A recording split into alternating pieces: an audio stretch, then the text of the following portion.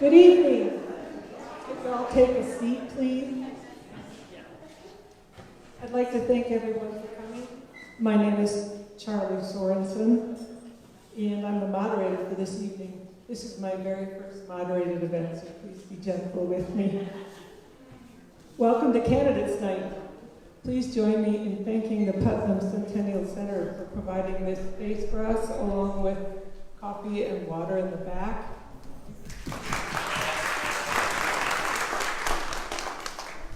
This forum is brought to you by Kittitas Valley League of Women Voters. We have sponsored Candidates Nights to help educate county voters since 1980. We celebrated our 50th anniversary earlier this year, and next year the National League of Women Voters celebrates 100 years. Protecting voters' rights, educating voters, and advocating for a vibrant, inclusive democracy is the primary focus of the League of Women Voters. For those of you unfamiliar with the League, we are a nonprofit, nonpartisan grassroots organization that never supports or opposes candidates or parties. Our goal in hosting these events is to educate voters about candidates, their positions as they stand for election, because informed voters do make a difference. At this time, please turn off your cell phone.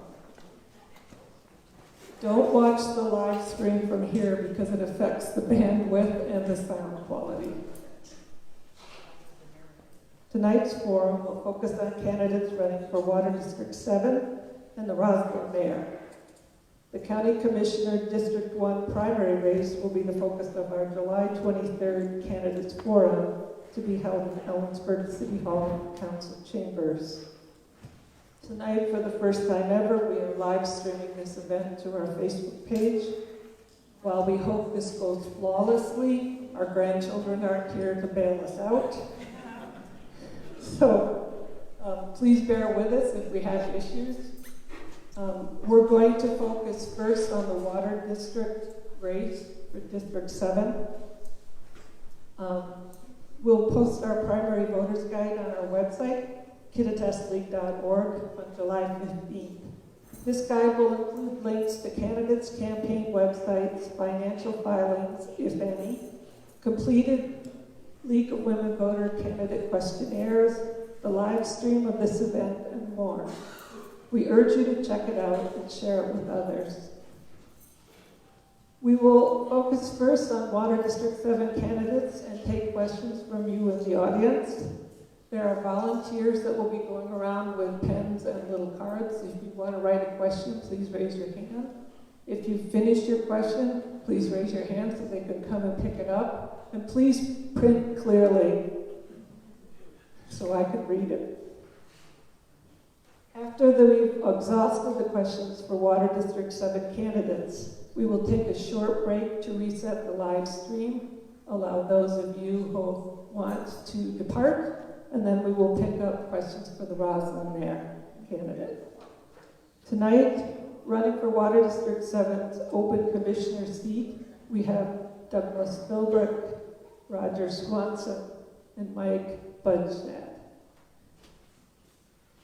So, in tonight's format, each candidate will be given 2 minutes for an opening statement to allow them to provide you with their qualifications and background. Then you, the audience, can ask questions.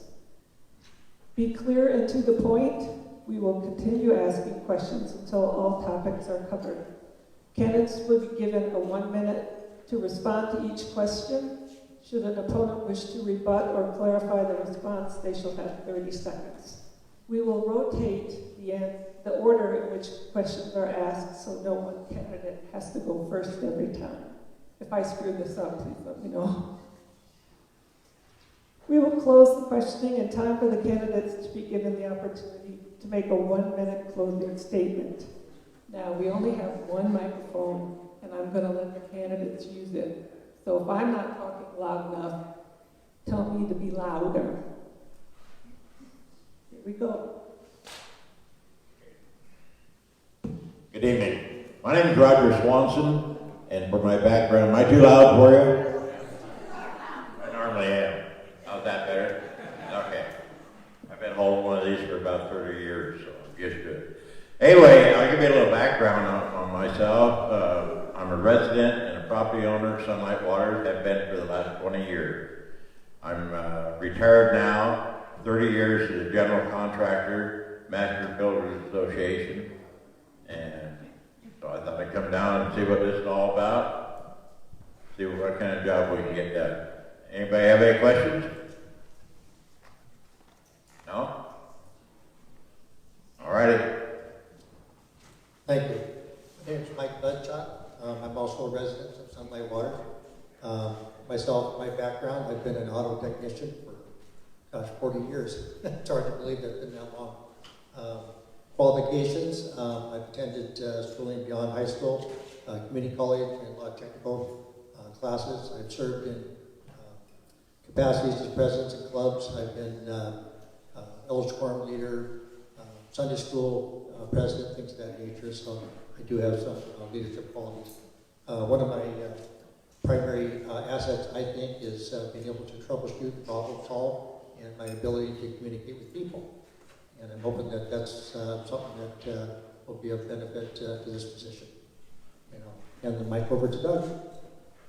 Any questions for Mike? No. Well, actually, questions from afterwards. No, please, no questions from the audience directly. If you have a question, please write it down. Okay. Thank you. Okay.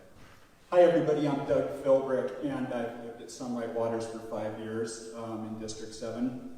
Born and raised in Seattle. I haven't lived there since '79, but I took off on a climbing career that kept me moving from state to state. I've actually been a television producer in Portland, music producer in Seattle, ran a transportation company in the Colorado Rockies.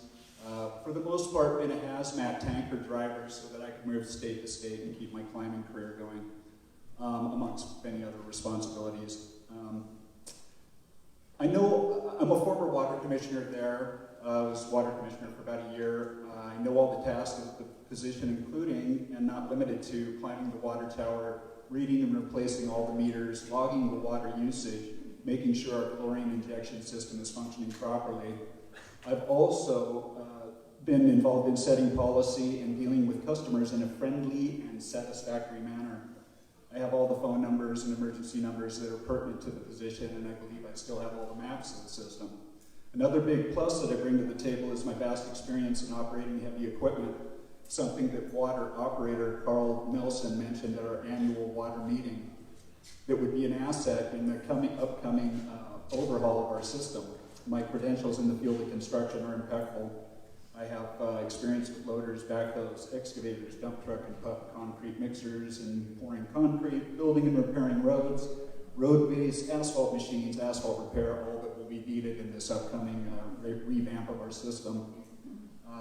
Just about anything you can imagine. And I've installed miles and miles of water pipe. I also have management experience, have been safety officer at several places, and have been an instructor. As you can see, I'm kind of overqualified for the position and would be able to be available to answer any questions you have. I would appreciate your vote. I'm a master Freemason. I cannot be bought or coerced to do anything that will harm District 7 or our system. I will treat everyone with kindness and respect, and I pledge that I will not politicize this position in any way. Thank you. Thank you. Okay, Roger, you're going first. How would you balance customer water rates with infrastructure needs, especially in light of long-deferred improvements? Do that again. Let me hear that again. How would you balance customer water rates with infrastructure needs, especially in light of long-deferred improvements? I just don't know exactly how I want to handle that one. I believe I'll pass on it because I was not ready for that. You got any more for me, or is that it? Well, let's hear over. Okay. Yes, as far as the water, as far as the fees and whatnot's involved, they have right now a loan on a major overhaul they did in 2007 when they deeded their water rights over to the county for the water district. And I know the water towers they installed and the meters that they installed, I think think we pay $13 a month, goes towards the repayment of that loan, which was through a federal grant. There is much needed work in the future got to be done, and there may be some rate increases that might be a part of that. So probably nobody ever wants to hear, but something that you actually have to look at honestly. And plus, we need to source whatever federal funding or any kind of balancing funds, matching funds that we can get. Yeah, we have a lot of disabled and elderly in our district, and with about a $4 million overhaul that we have to do coming up, we're going to have to apply for a lot of grants, federal, state money, anywhere we can get it to keep from raising the rates, because a lot of the people that live in our community just are not wealthy people. And so we got to make sure we're taking care of everybody. We got to make sure that we can get money from every available avenue. And that's what I've been looking into. You want to try again? No, I'll let you do it. Mike, you get to go first. Okay. Given increasing demands for a limited resource, what water conservation strategies would you like to see implemented in Water District 7? Well, actually, they've actually had a reduction of use that they've been allotted. So they actually been working on conservation. It's been a real priority. The biggest problem they have is they've got 225 hookups, and there's about 275 properties. So there's a future need. Plus, there's going to be a need in the future for additional water as water usage goes up. As it is right now, there's a lot of part-time people that live there.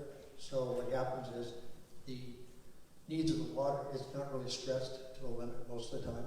But I do know that there's talks right now with the Department of Health and the Department of Ecology to see what can be done to acquire more water in the future, more acres of water.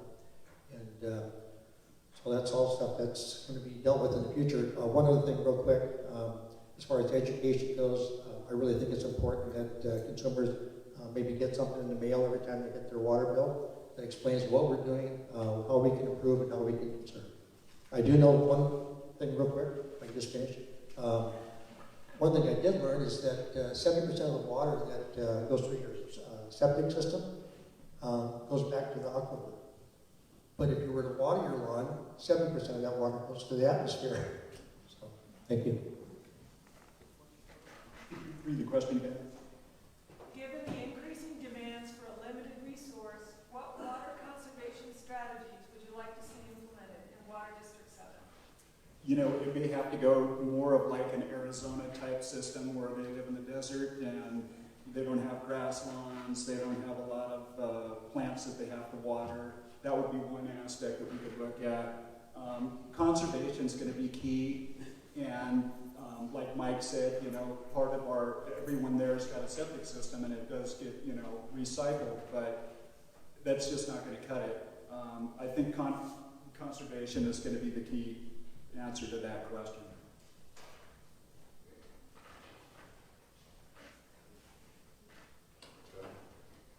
Given the increasing demands for a limited resource, what water conservation strategies would you like to see implemented in the district? Well, the way I see it, we have 3 wells up there at this time, and everybody tells me we have more than sufficient water, and it's checked periodically, weekly I think it is. The watering of all the lawns, I know in the summertime it gets real hot around here, so that's got to be cut back a little bit, and just watch the waste on water. That's the main thing, you know. One thing that we have to remember is we do have a fair amount of water available to us, but the aquifer is already overtaxed. That's been shown to us. We're limited as to how much water we can extract from the ground, so it's not it's actually a finite quantity. So.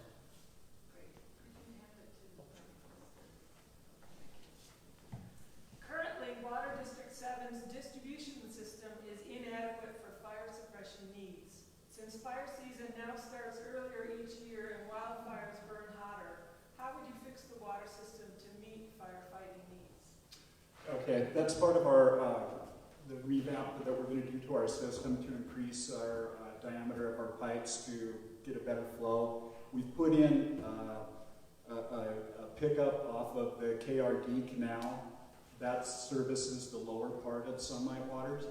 But it's really going to take, once we get the system rebuilt, we should be up to snuff as far as all the state regulations and federal regulations as far as the diameter of the pipe, how many hydrants that we have, and just making sure that, you know, everybody's got some kind of fire suppression availability.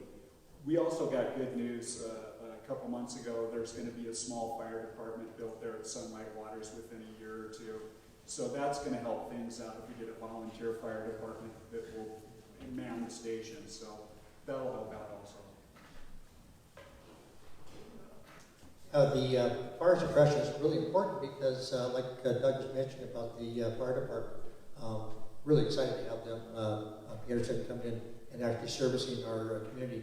As it is right now, they have to bring tender trucks up there to draw water if there is a fire local, and they've had to do that. The biggest problem they have is with the current structure we have in there. So they need to, when they hook up to a fire hydrant, with their tender trucks, they can pull 500 gallons a minute.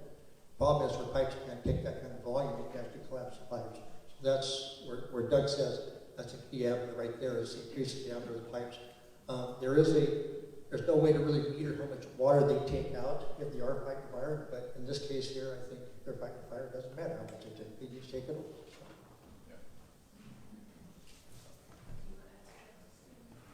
Same one.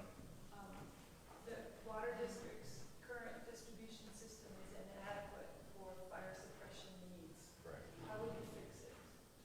The only way to fix that is put in a new line so you got more pressure. I think we have the capacity in our 3 wells to take care of it, but our piping is very old, put back in the 50s and 60s, I believe.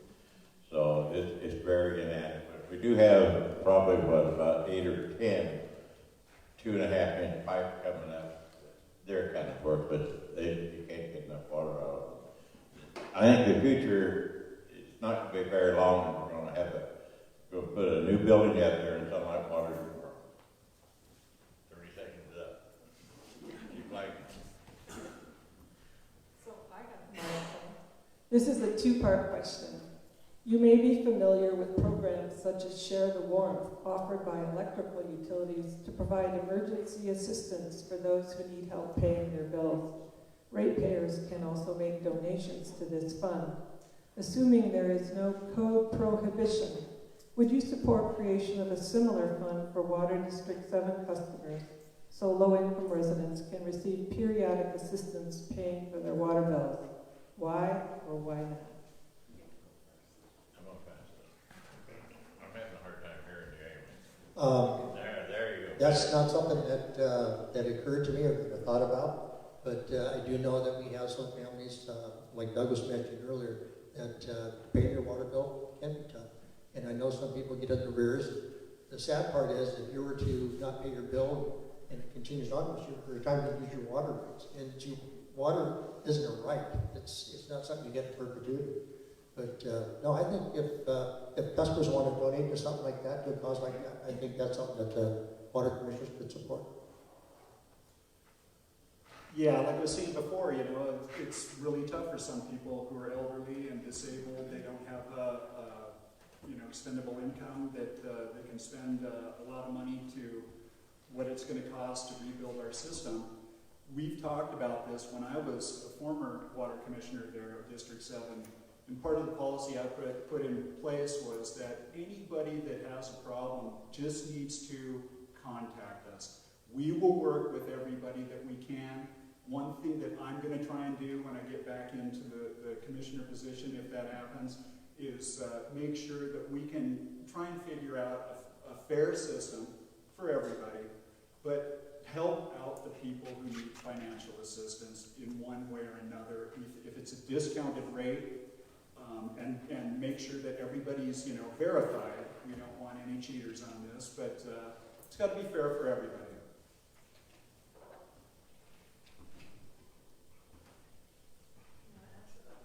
Well, yeah, I think I will.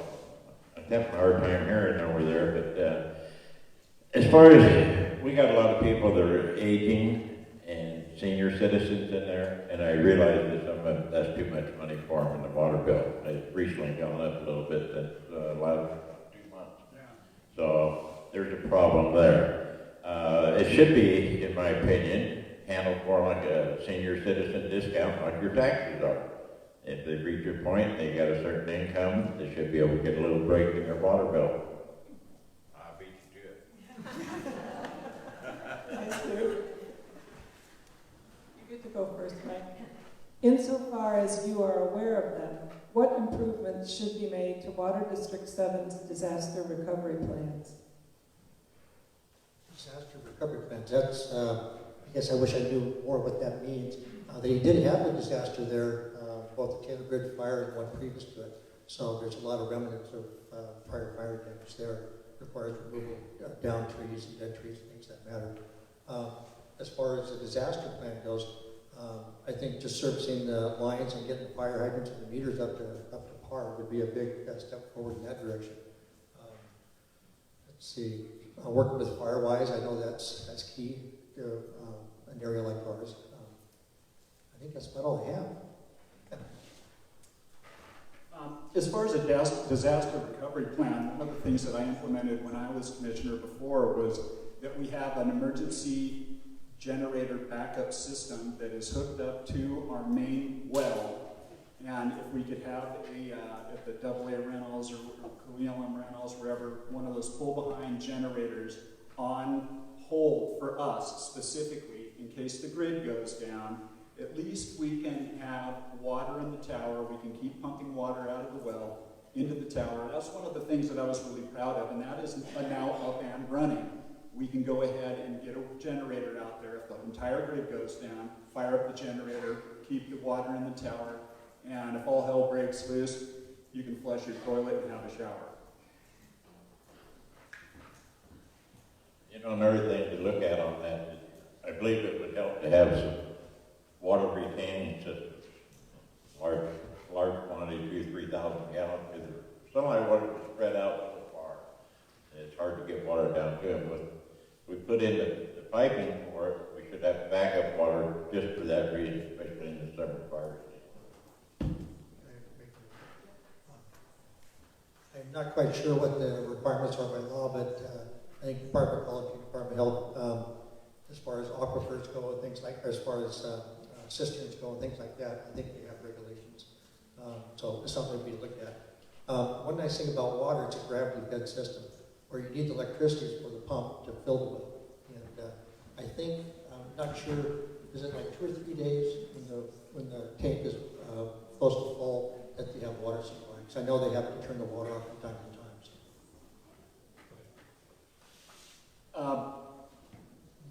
When the Taylor Bridge fire ran through Sunlight Waters as a wildfire, one of the things we found out that when the places burnt down, water was just shooting up out of the ground. And this went on for days. If this ever happens again, we have to have an emergency implementation to get in there as quickly as possible and shut down all of those places that burnt down that are just shooting water. We lost our entire water tower, all the water in the tower during the Taylor Bridge fire. That didn't help anybody as far as the firefighters that were still in there hitting hot spots. Didn't help anybody. So I'll try and make that happen. Sure. And also, I bet they have technology too for some kind of a emergency shut-off, I would think, for if it was installed with the meter. I imagine there's probably some other things we could look at that probably help us technically. Given that there's a limited resource in the water supply, and assuming it's not prohibited by code, if elected, would you support the district in buying out some of Sunlight Water's lots in order to reduce future demand for water? No, I wouldn't. I wouldn't want to use any of our clients' money to do anything like that. We have a lot of lots, you know, close to 295, I think, and only 225 hookups. I do not anticipate the EPA allowing us to get any more hookups, and let alone the Yakima Nation who controls the aquifer. I don't see that happening. So I don't think that we should buy up any more water. I think we should use that money to implement these other things that we have previously talked about today. Yeah, I know they The current commissioners right now are in talks with Department of Health, Department of Ecology, trying to get more water. I know that discussions have begun on that. You know, that's going to be an ongoing thing. It'd be nice if they could get more money, more water allotment. As far as the buying the lots, I think Sunlight Waters LLC, you know, is more inclined to buy lots individually for the community more than the water department. The water department is looking at ways of investing the money that they do have, you know, for security reasons, you know, to you know, keep it a viable, fundable entity. Okay, I'll go with this. As far as the buyout of Sunlight Water lots, to reduce the future demand on water, I remember when I moved here, there was a water moratorium going on. And you could buy a lot, but you couldn't get any water to it. And what lots we have left, which is very few, probably should have a moratorium on it until the water is up to date, until the lines are up to date.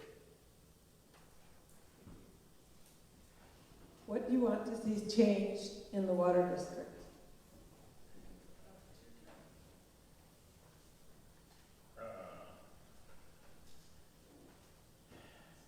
Well, one thing in change, I think the paperwork being done on now the building to have a volunteer fire department in it. That's going to make a huge difference. And also, I still believe that they should have a reservoir backup on it, and such as pumps out of the irrigation system or something like that. Because I've lived here through 3 fires now.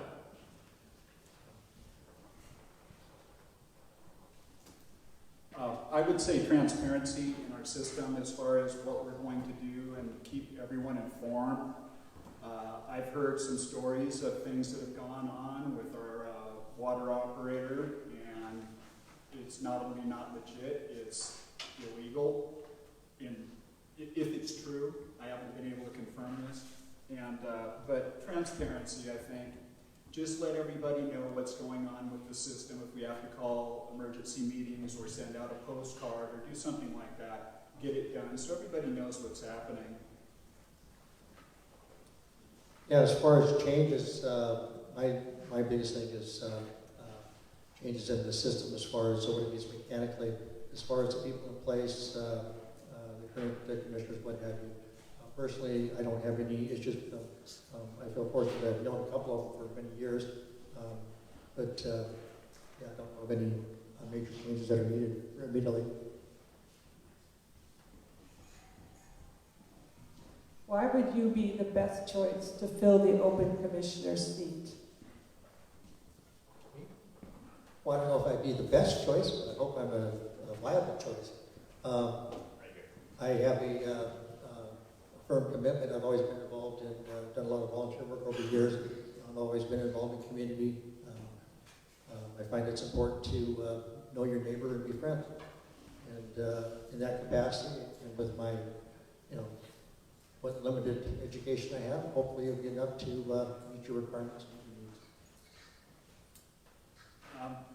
My climbing career kept me moving from state to state for over 30 years, and I've put down roots here. My climbing career is over, and I had a pretty rough go, to be honest with you. These last 5 years has been pretty brutal on me, and there's a lot of strange things in this county that I've yet to become accustomed to. So, but I've got roots here now, and I'm not going anywhere, and I just want to be a part of the community, which I was basically in all the different states that I lived at and different jobs I had. I tried to do the best I could to be involved, but you know, when you're working 6 days a week and climbing on Sunday, it doesn't give you much time. So that's what I would do. I think my resume will tell you what I had in mind. I had 30 years building homes, commercial buildings, dealing with the water district, utility districts. I'm pretty familiar with it. I get along good with people, so I have no problem in that. I hope this makes sense. Why are developers being allowed to take the last 5 water accounts? Why are developers being allowed to take the last 5 water accounts?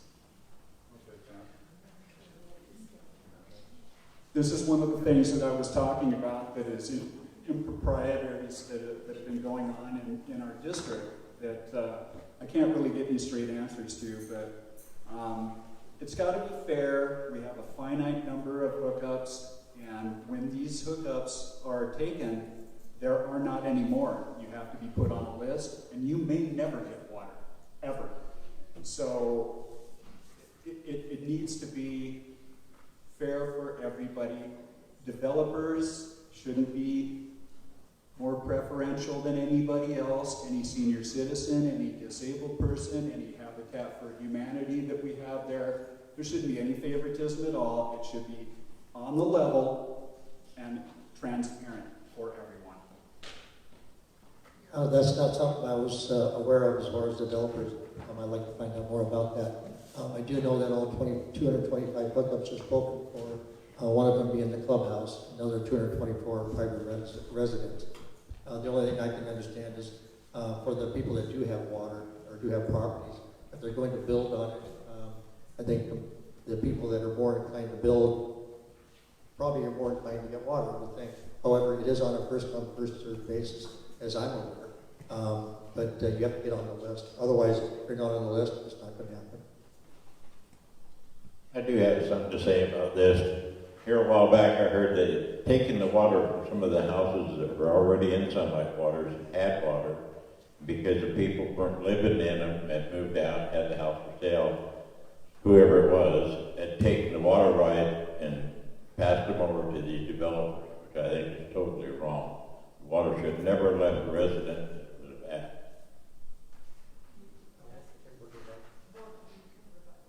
Yeah, no, as far as losing your water rights, I know we have a house that was condemned due to a fire, and the individual wasn't able to pay his water. I know he lost his water rights. Just because the house is on the property, if you don't pay your bill, without steps taken on your part to prevent that from happening, I don't see where water has to be constantly provided. Like I say, it is a finite resource. Yeah, it has become quite a mess with these last few water rights. When I was commissioner, there was still a few left. Now there are none left. As your new commissioner, if you don't cooperate with us, if your house burns or you abandon it or whatever, you're only going to have a certain amount of time to deal with us. If you ignore us or don't deal with us, I guarantee you, as one of your water commissioners, you're going to lose your water rights, and the next in line is going to get it. Thank you. We've sort of exhausted the questions for Water District Commissioner. So I'm going to give you each a minute to make your closing statements.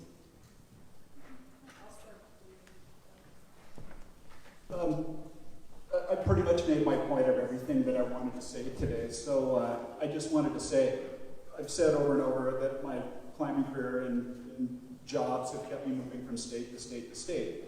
And ever since I was 18 years old, the League of Women Voters in every state that I moved to, I asked my mom, I go, how do I get signed up to vote and everything? She goes, call League of Women Voters.